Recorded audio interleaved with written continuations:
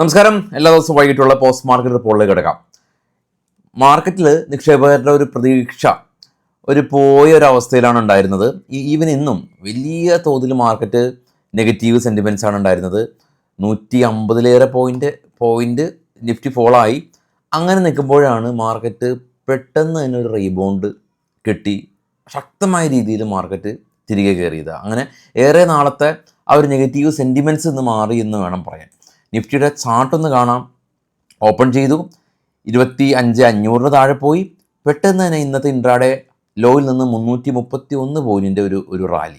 പ്രധാനമായിട്ടും Coal India, Tata Steel, Asian Paint, JSW Steel, Trent തുടങ്ങിയ companies റാലിക്ക് ചുക്കാൻ പിടിച്ചപ്പോൾ ഇൻഫോസിസും, ഐഷർ മോട്ടോഴ്സും, ബജാജ് ഓട്ടോയും, ബജാജ് ഫിനാൻസും, ടാറ്റ മോട്ടോഴ്സ് പാസഞ്ചർ വെഹിക്കിളും പ്രോഫിറ്റ് ബുക്കിംഗ് കണ്ടു. ഗ്ലോബൽ മാർക്കറ്റിൽ ഏറ്റവും ടോപ്പിൽ ഗോൾഡ് $72 ഉയർന്ന് 4,583 സിൽവറും $4 ഉയർന്ന് 83 ബിറ്റ് കോയിൻ 90,000 ബ്രന്റ് ഓയിൽ 62. പിന്നെ താഴേക്ക് വരാണെങ്കിൽ യൂറോപ്യൻ മാർക്കറ്റാണ് ഏറ്റവും താഴെ ട്രേഡ് ചെയ്യുന്നത്. Mixed sentiments. നിക്കി, ജപ്പാൻ പോലെയുള്ള മാർക്കറ്റുകളെല്ലാം തന്നെ പോസിറ്റീവാണ്. അപ്പോൾ ഏഷ്യൻ മാർക്കറ്റും ഗോൾഡും ക്രിപ്റ്റോയും എല്ലാം തന്നെ വളരെ പോസിറ്റീവായ രീതിയിൽ ട്രേഡിങ് തുടരുന്നുമുണ്ട്. എന്താണ് ഇന്ത്യൻ മാർക്കറ്റിലേക്ക് വരുമ്പോൾ ഇത്ര ഒരു പോസിറ്റിവിറ്റി, പെട്ടെന്നുണ്ടായ ഒരു പോസിറ്റിവിറ്റിക്ക് പ്രധാന കാരണം? അതിന് US അംബാസഡർ സെഗിരിയോ ഗോർ അദ്ദേഹത്തിൻ്റെ കുറച്ച് പ്രസ്താവനകളാണ് ഈ ഒരു റാലിക്ക് പ്രധാനമായിട്ടും കാരണമായിട്ടുള്ളത്. ഇന്ത്യയും US തമ്മിലുള്ള വ്യാപാര ബന്ധങ്ങൾ അത് നല്ല രീതിയിൽ പോകും. കൂടാതെ തന്നെ ജാനുവരി 13 അതിൻ്റെ സെക്കൻഡ് റൗണ്ട് ട്രേഡ് ടോക്സ് എല്ലാം തന്നെ എക്സ്പെക്റ്റഡ് ആണ്. ഈ നമ്മുടെ PM മോഡിയും US പ്രസിഡൻറ്റും തമ്മിൽ നല്ല രീതിയിലുള്ള ജെന്യുവിൻ റിലേഷൻഷിപ്പാണ്. അങ്ങനെയുള്ള അദ്ദേഹത്തിൻ്റെ പ്രസ്താവനകളാണ് മാർക്കറ്റിൽ ഒരു പോസിറ്റീവ് സെൻറ്റിമെൻറ്റ്സിന് ഇടയാക്കിയത്. ഈവൻ ഇന്ത്യയുടെ ഇന്നത്തെ ഇൻഫ്ലേഷൻ ഡേറ്റ വന്നിരുന്നു. 3 മന്ത് ഹൈ ആണ്. പക്ഷേ അതൊക്കെ നെഗ്ലക്റ്റ് ചെയ്തുകൊണ്ട് മാർക്കറ്റ് ശക്തമായ രീതിയിൽ മുകളിലേക്ക് പോകുന്ന ഒരു കാഴ്ചയാണ് നമ്മൾ കണ്ടത്. എന്നാലോ മോശം വാർത്തകളുള്ള സ്റ്റോക്കുകൾ ഇന്ന് ഫോൾ ആയിട്ടുണ്ട്. അതായത് തേജസ് നെറ്റ്വർക്ക് മോശം റിസൾട്ടായിരുന്നു. 10% ഫോള് രേഖപ്പെടുത്തി. നമ്മൾ രാവിലെ പ്രീ മാർക്കറ്റിലൊക്കെ ഡിസ്കസ് ചെയ്ത സ്റ്റോക്കാണ്. എന്നിരുന്നാൽ കൂടിയും നിഫ്റ്റി 50-ൽ 40ഓളം സ്റ്റോക്കുകളും ഇന്ന് പോസിറ്റീവിൽ ക്ലോസ് ചെയ്തു. നിഫ്റ്റി ഇനി നമ്മളുടെ നമ്മളുടെ Q3 റിസൾട്ടുകളൊക്കെ ഓൺ ഗോയിങ് ആണല്ലോ, അതിലേക്ക് നമ്മൾ കിടക്കുന്നുണ്ട്.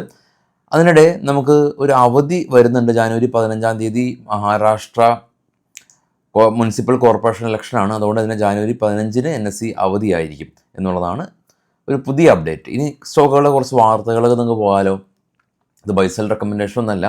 അതിന് മുമ്പായിട്ട് നമ്മളുടെ ചാനൽ നിങ്ങളുടെ എല്ലാ ട്രേഡിംഗ് സുഹൃത്തുക്കൾക്കും ഷെയർ ചെയ്ത് കൊടുക്കാൻ മറക്കരുത്. പ്രീ മാർക്കറ്റും പോസ്റ്റ് മാർക്കറ്റും നമ്മൾ ചെയ്യുന്നുണ്ട്. ഇതറിയാത്ത ആളുകൾ ഒരുപാട് മാർക്കറ്റിലുണ്ട്. അപ്പോൾ അവർക്കൊക്കെ ഷെയർ ചെയ്ത് കൊടുക്കുക. സ്റ്റോക്കുകളുടെ വാർത്തകൾക്ക് പോകാം. TVS സപ്ലൈ ഇവരൊരു 3 ഇയർ കോൺട്രാക്റ്റ് കിട്ടിയിട്ടുണ്ട് ചെന്നൈയിൽ നിന്നൊരു വെയർ ഹൗസ് മാനേജ്മെൻറ്റിൻ്റെ. അതുപോലെ NBCC company health care manufacturing service ആയിട്ട് ഭാരത് ഇലക്ട്രോണിക്സ് ആയിട്ട് ഒരു പുതിയ ബിസിനസ് കോൺട്രാക്റ്റ് സൈൻ ചെയ്തു. ഓറിയൻ പ്രോ സൊല്യൂഷൻ കമ്പനി ഭോപ്പാലിലും ഇൻഡോറിലും മെട്രോ പ്രൊജക്റ്റ് കമ്പനിക്ക് ലഭിച്ചു. HCL ടെക് നെറ്റ് പ്രോഫിറ്റ് 11% ഇടിഞ്ഞു. 4,076 കോടി രൂപയാണ്. 12 രൂപ ഡിവിഡൻഡ് പ്രഖ്യാപിച്ചു. TCSും net profit year on year 14% ഒരു കുറവുണ്ടായിട്ടുണ്ട്. എന്നാൽ റവന്യൂ 5% ഉയർന്നു. ഡിവിഡൻഡ് 57 രൂപ പ്രഖ്യാപിച്ചു. സോളക്സ് എനർജി കമ്പനി 276 കോടി രൂപയുടെ ഓർഡർ കിട്ടി. IPOയിലേക്ക് വരുമ്പോൾ ഭാരത് കുക്കിംഗ് IPO രണ്ടാമത്തെ ദിവസം 30 മടങ്ങ് ഓവർ സബ്സ്ക്രിപ്ഷൻ ആയിട്ടുണ്ട്. Reliance industries company battery storage manufacturing plant ചെയ്യാൻ കമ്പനി തീരുമാനിച്ചു. അലംബിക് ഫാർമ ഇവർ ക്യാൻസറിന് വേണ്ടിയിട്ടുള്ള പുതിയ മെഡിസിന് US ഡ്രഗ് കൺട്രോൾ അതോറിറ്റിയുടെ അംഗീകാരം ലഭിച്ചു. മാരുതി ഇന്ത്യൻ ഓയിലായിട്ട് പുതിയ ഒരു ബിസിനസ് കോൺട്രാക്റ്റ് സൈൻ ചെയ്തു. സുമിത് ഇൻഡസ്ട്രീസ് ഫണ്ട് റൈസ് ചെയ്യുന്നുണ്ട്. സ്റ്റോക്കിൽ നിന്ന് 5% റാലി രേഖപ്പെടുത്തി. L&T സൽപുറ ഷിപ്പിങ്ങിലെ 40% സ്റ്റേക്ക് അക്വയർ ചെയ്തു.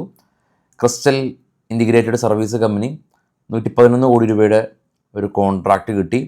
Royal orchid company new hotel ആയിട്ട് ഒരു പുതിയ രാജസ്ഥാനിലുള്ള 43 ഹോട്ടൽ റൂമുകൾ ഇവർ അക്വയർ ചെയ്തു.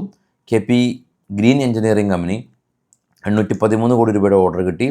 സിഗ്നേച്ചർ ഗ്ലോബൽ കമ്പനി ഇവരുടെ റവന്യൂ ഫോർകാസ്റ്റെല്ലാം തന്നെ കുറച്ചു എന്നുള്ള ന്യൂസ് ഉണ്ടായിരുന്നു. സ്റ്റോക്കിൽ നിന്ന് 7% ഒരു ഇടിവ് കണ്ടു. നമുക്ക് നാളെ രാവിലെ പ്രീ മാർക്കറ്റിൽ കണ്ടാലോ. Thank you.